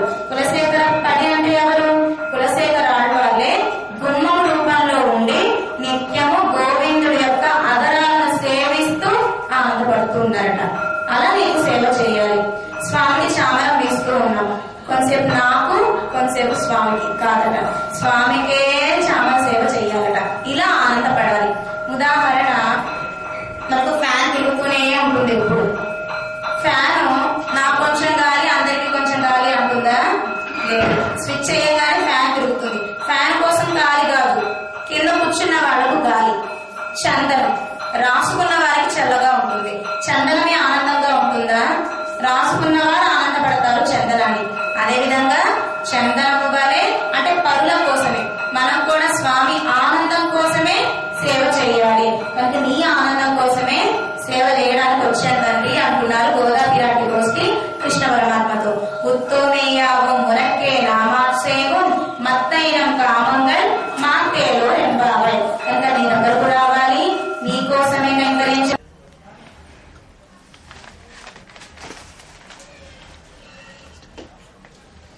नीलातुङ्गस्तनगिरितटी सुप्तमुद्बोध्य कृष्णम् पाराद्यं स्वं श्रुतिशतशिरःसिद्धमध्यापयन्ति स्वोच्छिष्टायां सृजनिगणितं या बलाकृत्य भुङ्क्ते गोदा तस्यै नम इदमिदं భూయ ఏవాస్తు భూయః. మన గోదాదేవి ఈ తిరుప్పావై ధనుర్మాస వ్రతంలో 30 రోజులు 30 పాసురాలను అనుగ్రహించారు. నామ సంకీర్తన, శరణాగతి, పుష్పసేవ యొక్క వైభవాన్ని అనుగ్రహించింది మన గోదాదేవి. ఈ 30 పాసురాలు సేవిస్తే భాగవతం, భారతం, శ్రీ విష్ణు సహస్రనామం, శ్రీమద్ రామాయణం, వేదాలు, ఉపనిషత్తుల సారాన్ని 5 సంవత్సరాలు కలిగిన గోదమ్మ అనుగ్రహించిన 30 పాసురాల్లో మొదటి పాసురం యొక్క అర్థాన్ని తెలుసుకుందాం. மார்கழி திங்கள் மதி நிறைந்த நன்னாளான் நீராடப் போதுவீர் போதுமினோ நேரிஷையீர் சீர் மல்கும் ஆயப்பாடி செல்வச் சிறுமீர்கான் கூர்வேல் கொடுந்தொழிலன் நந்தகோபன் குமரன் ஏராந்த கண்ணிய சோதை இளம் சிங்கம் கார்மேனிச் செங்கண் கதிர் மதியம் போல் முகத்தான் நாராயணனே நமக்கே பறை தருவான் பாரோர் புகழப் పడిందేలోరెంబావాయ్.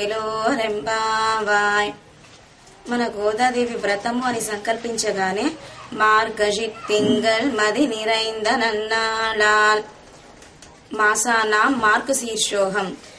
గోధుమ వ్రతము అని సంకల్పించగానే మార్గశీర్ష మాసం వచ్చింది. ఆనాడు చైత్ర మాసములో మాసాలన్నిటిలో కల్లా చైత్ర మాసం గొప్పది. దశరథుడు రామయ్యకు పట్టాభిషేకం చేయాలి అని సంకల్పించగానే చైత్ర శ్రీమాన్ అయం మాసః అని చైత్ర మాసం కలిసి వచ్చింది. అదేవిధంగా ఇప్పుడు గోధుమ వ్రతము అని సంకల్పించగానే మార్గశీర్ష మాసం కలిసి వచ్చింది, శుక్ల పక్షం కలిసి వచ్చింది, మంచి రోజు కలిసి వచ్చింది. కనుక పెద్దలు ఏదైతే ఆచరిస్తారో తిథి వార నక్షత్రాలు చూడవలసిన అవసరం లేదు. అవే పెద్దల మాటలో నడుస్తాయి అను గోదమ్మ సంకల్పించగానే మాసము, పక్షము, రోజు కలిసి వచ్చినాయి.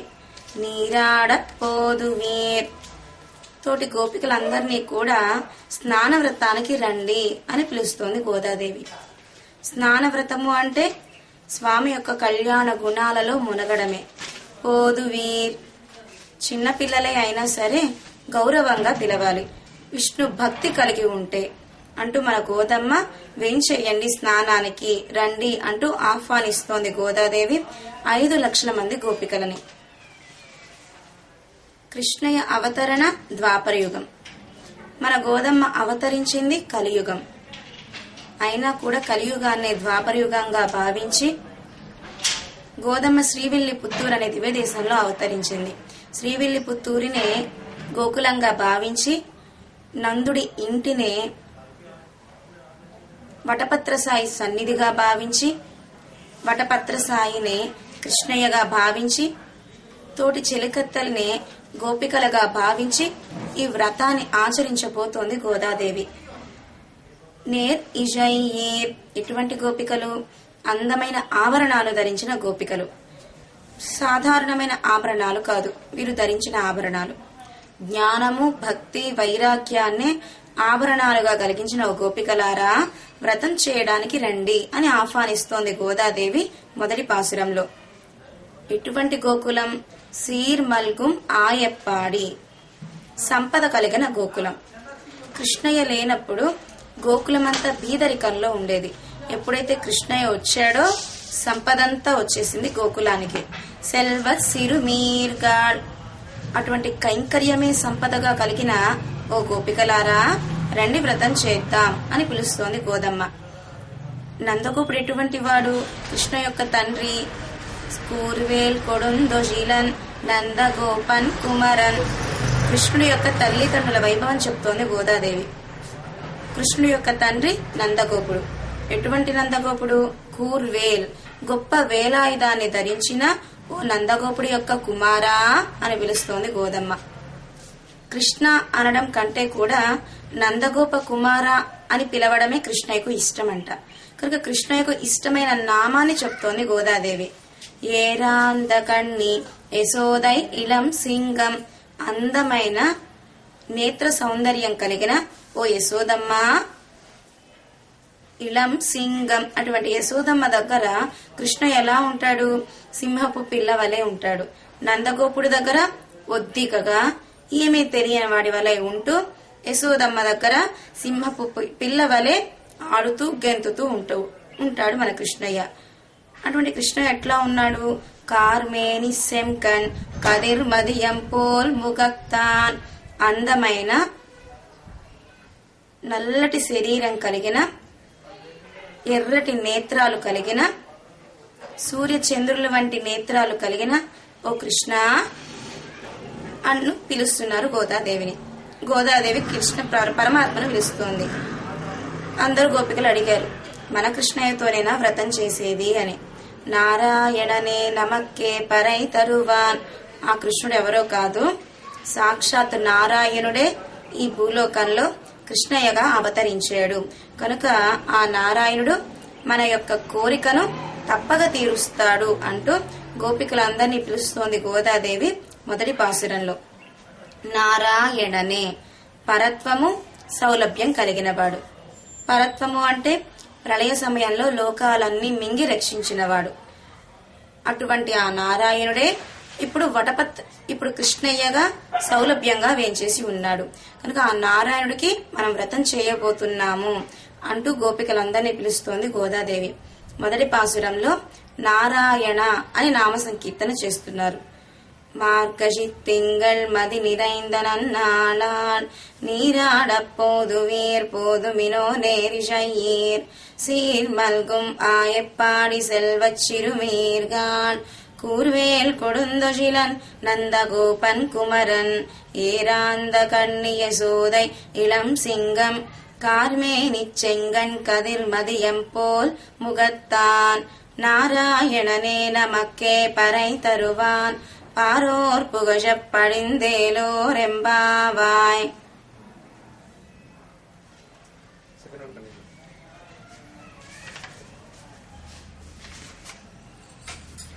రెండో పాసురాన్ని తెలుసుకుందాం.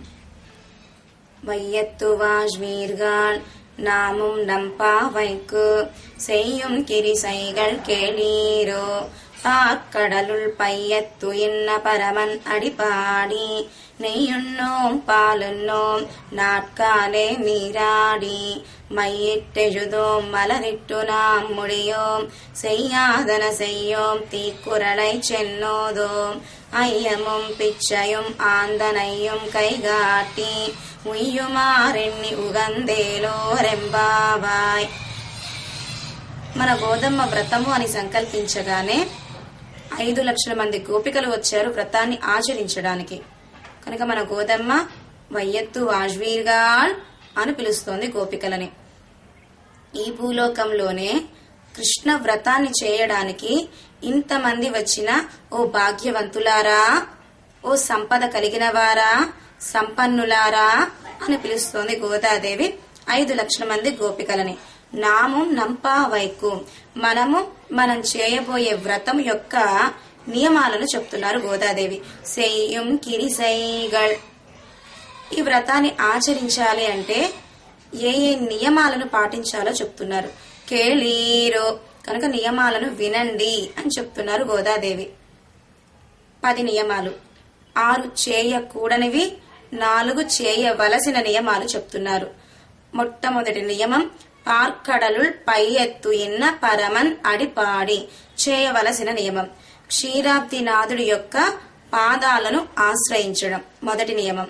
2 నెయ్యున్నోం పాలున్నోం, నేతిని పాలను తాగకూడదు, కృష్ణయ్యకు పెట్టి అవి తీసుకోవచ్చును. నాట్కాలే నీరాడి, స్నానం చేయవలను. కనుక ఈ 30 రోజులు నీరాట వ్రతము అంటోంది గోదాదేవి. చేయవలసినది స్నానం చెయ్యాలి అని చెప్తున్నారు. మైయెట్టెజుదోం, కాటుక ధరించము.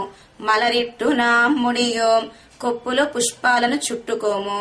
సెయ్యాదన సెయ్యోం తీక్కురళై చెన్నోదోం, చేయకూడని పనులు, అంటే పెద్దలు ఆచరించని పనులు మేము చెయ్యము అంటున్నారు గోదాదేవి. అయ్యముం పిచ్చయం దానము ధర్మము చెయ్యాలి అంటున్నారు గోదాదేవి. ఆందనయ్యం కైకాటి ఉయ్యుమారెన్ని ఉగందేలో రెంబావాయ్. ఇలా కోరిక కలిగిన వారందరూ ఇలాంటి నియమాలను పాటిస్తూ వ్రతము చేయాలి అంటూ 2వ పాసురంలో వ్రత నియమాలను చెప్తున్నారు గోదాదేవి.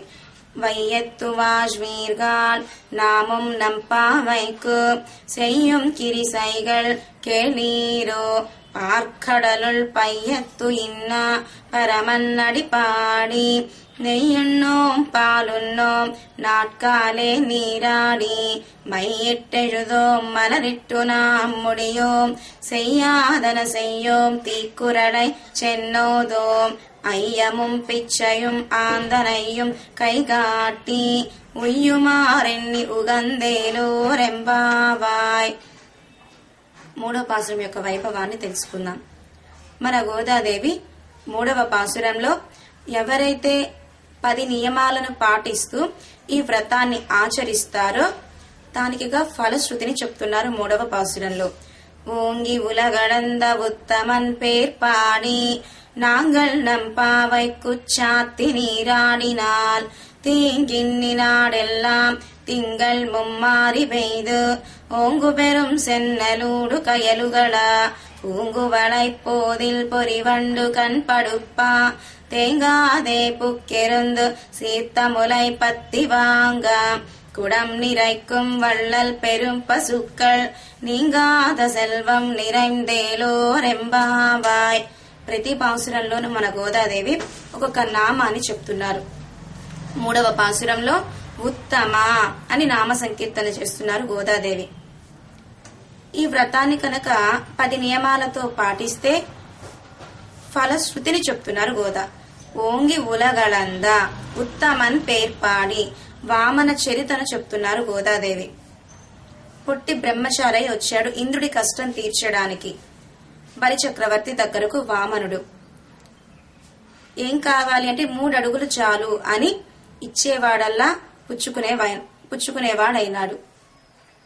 ఉదగధారపూర్వకంగా బలిచక్రవర్తి తీర్థాన్ని చేతిలో ఉంచగా లోకాలన్నీ కొలిచాడు త్రివిక్రముడై. అటువంటి ఉత్తముడే మనకు రక్షకం. అటువంటి ఉత్తమ అని నామ సంకీర్తన చెయ్యాలి. నాలుగు ఉన్నందుకు ప్రయోజనం నామ సంకీర్తన చేయడం కనుక నామ సంకీర్తన వైభవాన్ని చెప్తోంది గోదాదేవి. నాంగల్ నంపావైకు చాతి నీరాడినాల్. మనమందరము కూడా కలిసి ఈ నోముని ఆచరిద్దాం, స్నాన వ్రతాన్ని ఆచరిద్దాం అంటున్నారు గోదాదేవి. ఇలా వ్రతాన్ని ఆచరిస్తే తీంగిన్ని నాడెల్లాం తింగళ్ ముమ్మారి పెయ్దు. నెలకు 3 రోజులు వర్షం కురవాలి. ఇలా నెలకు 3 రోజులు కనుక వర్షం కురిస్తే దేశమంతా పాడి పంటలతో సుభిక్షంగా ఉంటుంది అని చెప్తోంది మన గోదాదేవి. ఓంగు పెరుం సెన్నెలూడు కయలుగడ. ఇలా నెలకు 3 వానలు కురిస్తే కనుక పొలములో ఉండే వరిచేలు పొడుగ్గా పెరుగుతాయి అని. ఓంగు పెరుం సెన్నెలూడు కయలుగడ పూంగువళై పోదిల్ పొరివండు కన్పడుప్ప. ఆ వర్షం పడటం వల్ల నీటిలో ఉండే నీటి సమృద్ధిలో ఉండే చేపలు కూడా ఆనందంగా బలిసి తుళ్ళి తుళ్ళి పడుతూ ఉంటాయి. పూంగువళై పోదిల్ పొరివండు కన్పడుప్ప. తామర పుష్పాల్లో ఉండే తుమ్మెదలు మకరందాన్ని ఆస్వాదించడానికి గుట్టలు గుట్టలుగా మకరందాలు వచ్చి తేనెను ఆస్వాదిస్తూ ఆనందంగా ఉంటాయి. తేంగాదే పుక్కిరుందు సీతములై పత్తివాంగ. అదేవిధంగా గోవుల సమృద్ధి గురించి చెప్తోంది గోదాదేవి. ఎప్పుడైతే వర్షం కురిసిందో ఆ వర్షానికి పొలము గడ్డి అంత పచ్చగా ఉంటాయి. ఆ గడ్డిని తిని గోవులు చిక్కటి పాలను ఇస్తాయి. పెరుం పసుక్కల్ ఔదార్యం కలిగిన పశువులు. పాలు పిండడానికి వచ్చి కూర్చుంటే చాలు కుండలు కుండలు పాల వర్షాన్ని కురిపిస్తాయి గోవులు. ఇలా ఎవరైతే ఈ యొక్క వ్రతాన్ని నీంగాద సెల్వం, ఇలా ఈ వ్రతాన్ని ఎవరైతే ఆచరిస్తారో దేశమంతా సుభిక్షంగా ఉంటుంది. వ్రతం ఆచరించే వారి కుటుంబము యోగక్షేమాలతో సమృద్ధిగా ఉంటుంది అంటూ ఈ పాసురంలో ఫలశ్రుతిని చెప్తున్నారు గోదాదేవి. ஓங்கி உலகளந்த உத்தமன் பேர் பாடி நாங்கள் நம்பாவை குச்சாத்தி நீராடினாள் தீங்கின்னினாடெல்லாம் திங்கள் மும்மாறி பெய்து ஓங்கு பெரும் சென்னலூடு கயலுகள பூங்கு வளைப்போதில் பொறிவண்டு கண்படுப்பா தேங்காதே புக்கிருந்து சீத்த முலை பத்தி வாங்க குடம் நிறைக்கும் வள்ளல் பெரும் பசுக்கள் நீங்காத செல்வம் நிறைந்தேலோரெம்பாவாய் ஆண்டாள் திருவடிகளே சரணம். दक्षिणा विवत्ते कृत्याम् अस्माभिष्टानाम् एतेषाम् भगवद्भागवताचार्याणाम् मन्दिरा मया विज्ञापनम् क्रियते क्रियमाणम् विज्ञापनम् अवतारेण श्रूयताम् अस्य श्रीभगवतो देवदेवोत्तमस्य श्रीमदखिलाण्डकोटिब्रह्माण्डनायकस्य देवदेवस्य जगत्कुटुम्बिनः जगदक्षणार्थम् विरजावतीर्णस्य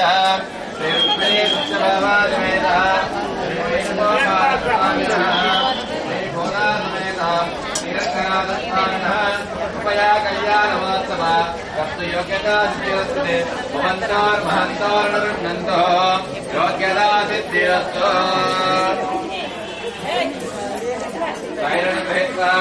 आसने भविष्य सम्मानीनाम् गुरुम् पूर्वम् इन्दिरागृहमेधिनम् आन्तराप्रवत्ताम् वन्दे नारायणम् प्रभुम् विश्वक्सेनम् ददाताक्षम् प्रतिष्ठानिमनम् वन्दे मान्ताक्षप्रोक्तकान् शुक्लाम् वरदम् विष्णुम् जटिवर्णम् चतुर्भुजम् तदन्नवदनम् ध्याये तत्त्वविष्णोपशान्तये यस्य कृतवक्राख्या पारियत्यापरच्यतम् विघ्नम् विघ्नम् चतुरम् विष्णुक्सेनम् समाश्रये तदेव लग्नम् सुदनम् तदेव ताराबलम् चन्द्रबलम् तदेव विद्याबलम् तदेव बलम् तदेव लक्ष्मीपदेशै कृष्णामि यत्र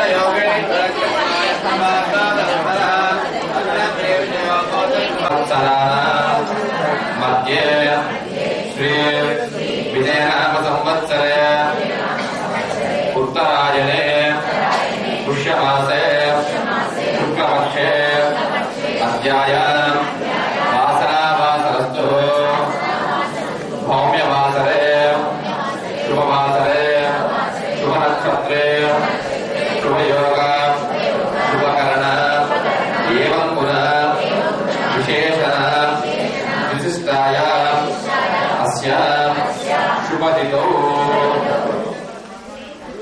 ఇంతవరకు మనం ఏ ప్రాంతమందు కళ్యాణ మహోత్సవం నిర్వహించుకుంటున్నామో ఈ ప్రాంతం యొక్క సంకల్పాలను ఇంతవరకు కూడా చెప్పుకున్నాము. మరి ఇప్పుడు మనం స్వామి నుంచి మనం ఏ ఆశిస్తున్నామో లేదా మనం కళ్యాణం కోసం చేస్తున్నామా,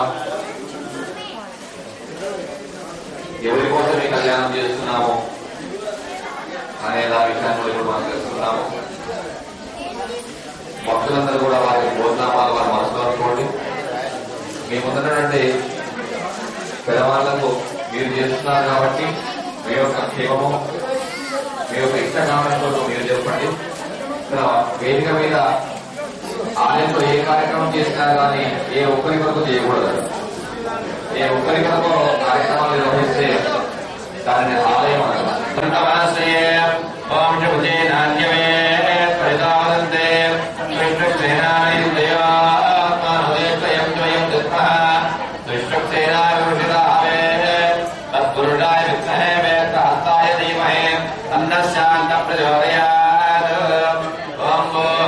विश्वक्सेनमावाहयामि ओं भुवः विश्वक्सेनमावाहयामि ओं भुवः विश्वक्सेनमावाहयामि ओं भूर्भुवस्वः विश्वक्सेनमावाहयामि.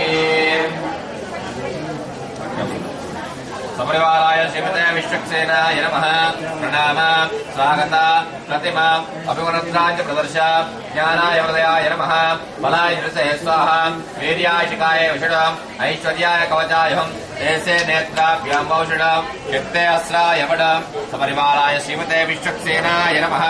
अर्घ्यम् परिकल्पयामि पादयेषु पाद्यम् परिकल्पयामि मुखेनागमन्यम् परिकल्पयामि उपचारिकेन आपोषितमनेन स्नापयामि ओम आपो इष्टामयोपः स्थानवोर्यदान महेरणाय रक्षते योमश्वकमानस्य पायते यतः उषदेव मातरः तस्माद्रङ्गमा भोजस्यादित्वः आपोजनदानः स्नापयामि दानान्तर्मुद्राम् आरम्भितोर्पयामि वस्त्रार्थमोविदार्थम् अक्षतार्थमर्पयामि नामिमोत्रारमि वसावसादय युवार्चिन्द्रावन्तवादर्गा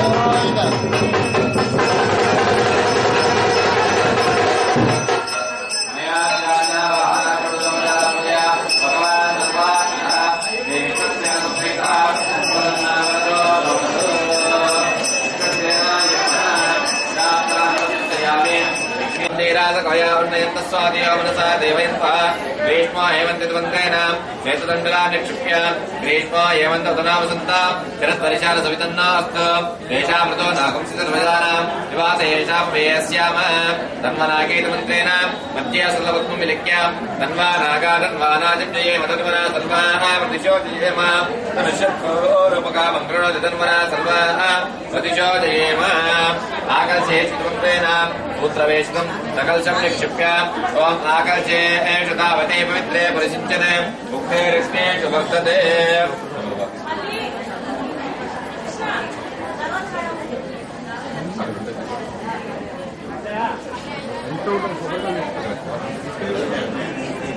शृण्णो देवतमन्त्रेण दण्डोदकं पूरयित्वा ओम शृण्णो देवीरविष्टयापो भवन्तपीतये शृण्योरविश्रावन्तनः आपो वायुच्चमन्त्या सहस्रबाहो वरेण्यनामावर्यासिनाम तेभ्यो नमस्ते मधुसूदनाय रुद्राभिमानं प्राच्याविसदेवो वासुदेवो मार्जयताम् दक्षिणाय देवो सङ्कर्षणो मार्जयन्ताम् उदेच्छाभिदेवो प्रत्युम्नो मार्जयन्ताम् उदेच्छाभिदेवो रुद्धो मार्जयन्ताम् ऊर्ध्वायादिदेवो गदाधरो यज्ञपुरुषो मार्जयन्ताम् श्रीवैष्णवेभ्यः नानागोत्रेभ्यः नानानामभ्यः पन्नहिरण्यम् పుణ్యాహవాసన పరిమిత హిరణ్యం అక్కడ బాబేడికి ఇచ్చిన కొబ్బరికాయలన్నీ పుణ్యాహజలేన సర్వం సంప్రోక్ష ఓం సుజీవో హవ్యావరత సుజే నాగం సుజిగం హిరామ్యద్వరగం సుజిభ్యః సుతేన సత్యం ప్రతతాపాయన్న సుజయన్మాన సుజయ పావకాః అగ్నిస్సుజే ప్రతతమస్సుచిర్విప్రసుజి కవిః సుజేరోజదావతః ఉదగ్నేస్యస్తవ శుక్ర రాజంత ఈరదే తమజ్యోతిష్యప్రియః ఈరదేవా పవిత్రేణ ఆత్మానం ప్రదేశతాః తేన సహస్రధారేణ భావమాన్యపదంతమ రాజావత్యం పవిత్రం ృతాజ్ఞామహిరణ్మయం తేన బ్రహ్మవిదోమయం భూతం బ్రహ్మపునీమహే ఇంద్రస్య సహమాపనాద్ ఓం అస్వస్యామస్మేస్యా గోరాజా బ్రహ్మవిష్ణాత్మ జాతవేదో మోదేశ్యాపునాదో ఇంతవరకు మనం వాస్తవ పుణ్యాహవాసమైనటువంటి పుణ్యాహవాసన కార్యక్రమాన్ని నిర్వహించుకొని అందులో సురక్ష ప్రమాణం ఆవాహన చేసి వచ్చినటువంటి ఆ సుదర్శనకి యథాశక్తిగా షోడశోపచారాల కార్యక్రమం నిర్వహించి ఈ కార్యక్రమం నిర్వహ్యంగా కొనసాగినట్టుగా అదేవిధంగా ఎంతో దూరం నుంచి చూసినటువంటి మెల్లగా వేసే ఒకసారి ప్రతి ఒక్క యొక్క ఉన్నటువంటి భక్తాల యొక్క మనస్సు ఆ స్వామి మీదే ఏకాగ్రతతో లగ్నమై ఉన్నట్టుగా పుణ్యాచరణ ద్వారా వారి యొక్క సర్వకర్మల నుండి విముక్తి పొంది కనీసం ఈ ఆలయంలో ఉన్నంత వరకైనా ఆ స్వామి మీద వారి యొక్క జ్ఞానబోధి శాతం ఉన్నట్టుగా ఆరోగ్యం చేసి ఆ సుదర్శన ప్రార్థించి అనుగ్రహించినటువంటి ఆ సుదర్శన జిల్లాలను అందరిపై వైపు ప్రోక్షణ చేయడం జరుగుతుంది. అటు పిమ్మడ విశ్వసేన వారి యొక్క అనుమతి సుదర్శన స్వామి యొక్క అనుగ్రహం తగిన పిమ్మట మరి ఆ స్వామి వారికి కళ్యాణోత్సవం నిర్వహించుకోవడంలో మనకు పూర్తి అనుమతి లభించినట్టుగా భావిస్తూ స్వామివారి యొక్క కళ్యాణ మహోత్సవాన్ని మనం ప్రారంభించుకుంటున్నాము. ఈ కళ్యాణ మహోత్సవం చేసుకోవడం ద్వారా ఏమి ఫలితం కలుగుతుంది, కళ్యాణమే కాదు, స్వామి కళ్యాణం ఎక్కడైనా కానీ ఈ ఆలయంగా చేసినటువంటి ఫలితం ఏంటి అంటే, ఒక కళ్యాణ మహోత్సవానికి మనం నిర్వహిస్తే ఆయురావృద్ధి, పుత్ర పౌరుల అభివృద్ధి, శత్రువులపై మనం విజయం సాధించడం, ఇవే కాక ఇష్టకామ్యార్థాలు